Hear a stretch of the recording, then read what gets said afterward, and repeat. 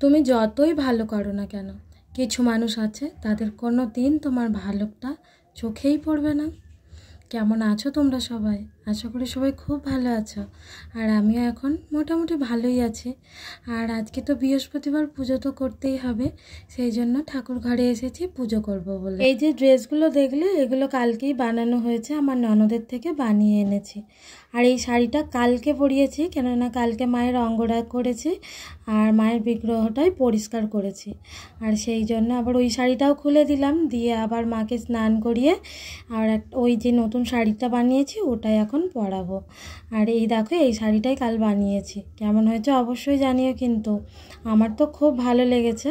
শাড়িটা একটু ফোলা মতো বলে এই যে আঁচলটা করছিলাম না, এটা করতেই অনেকটা সময় লেগে গেছে। আর এই গয়নাগুলো মাকে পরাবো।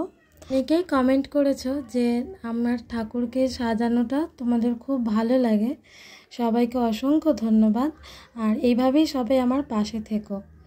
আর এদিকে কথা বলতে বলতে মায়ের পুরো সাজটাই কমপ্লিট হয়ে গেছে। আর এবার মাকে আমি সিংহাসনে বসিয়ে দেব।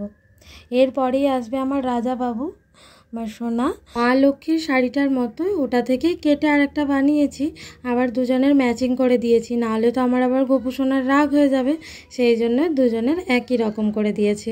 আর তারপরে এখানে ফুলগুলো সব সাজিয়ে নিলাম। আর আজকেও জানো তো, আজকেও ফুল আনা হয়নি, মানে ওকে বলা হয়নি কাল রাত্রিরে যে ফুল এনে দেবে। আর আমি সকালেই পুজো করতে বসেছি, বাবুকে আনতে গেলেও তখনও নয় ফুলগুলো আমি নিয়ে চলে আসি, কিন্তু আজকে সকালেই পুজোটা করে নিয়েছি। আর এবার আমি সিংহাসনে ঘরটা বসিয়ে দেবো মায়ের। এরপরে আমি চলে এসেছি মা মনসার কাছে। ওখানেও আমাদের একটা শিব ঠাকুর আছে, সেই ঠাকুরকে বেলপাতা দিয়ে আবার এখানে চলে এসেছি। ওই যে কিনতে পাওয়া যায় ধুনো, ওই মানে তৈরি করা একদম, সেটা আর আলাদা করে বানাতে হয় না।